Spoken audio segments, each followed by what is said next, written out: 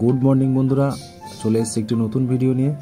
আগের ভিডিওতে দেখিয়েছিলাম লোটাস সিড অনলাইন থেকে অর্ডার করেছিলাম এবং বলেছিলাম যে কীভাবে এটা জার্মিনেশন করব, প্রসেস দেখাবো। তো দেখুন পুরো ভিডিওটা। সবার প্রথমে সিরিজ কাগজের উপরে বীজগুলোর মুখ প্রথম লেয়ারটাকে একটু খইয়ে নিতে হবে এবং নেক্সট এটাকে জলে ভিজিয়ে রাখতে হবে, কাঁচের গ্লাসে ভিজিয়ে রাখতে হবে এবং একদিন পর এর জলটা লাল হয়ে যাবে এবং প্রতিদিন ডে বাই ডে আপনাকে জলটাকে প্রতিদিন চেঞ্জ করতে হবে।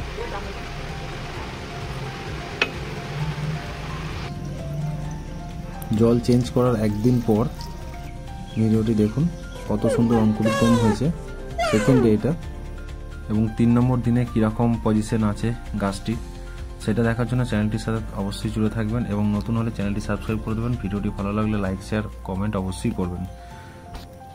তো দেখা হচ্ছে নেক্সট ভিডিওতে।